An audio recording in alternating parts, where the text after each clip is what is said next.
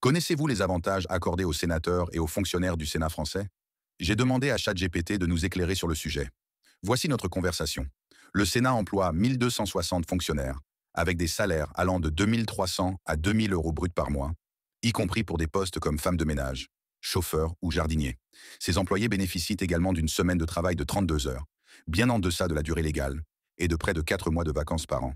Parmi les primes versées, certaines suscitent une vive controverse, comme la prime de nuit, attribuée de manière systématique même aux jardiniers ne travaillant jamais de nuit, ou encore la prime informatique de 1000 euros par mois. Les sénateurs eux-mêmes perçoivent une indemnité nette de plus de 11 000 euros par mois, dont une grande partie est défiscalisée. Ils bénéficient également de nombreux avantages. Gratuité des transports, RATP, SNCF, Air France, primes diverses et taux préférentiels pour l'achat de logements. Pourtant, seuls 90 sénateurs sur 343 sont réellement assidus.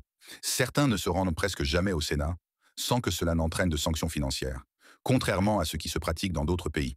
En matière de retraite, les sénateurs bénéficient d'un système extrêmement avantageux. Un mandat de 6 ans suffit pour prétendre à une pension significative, sans exigence stricte de présence ou d'assiduité. Ce système contraste fortement avec les réformes qu'ils imposent à la population, comme l'augmentation de l'âge de départ à la retraite et l'allongement de la durée de cotisation. Certains sénateurs cumulent également plusieurs pensions grâce à des mandats successifs. À cela s'ajoute l'opacité totale de la gestion du Sénat. Avec un budget annuel de 300 millions d'euros, financé par les contribuables français, le Sénat reste hors du contrôle de la Cour des comptes, contrairement à l'Assemblée nationale.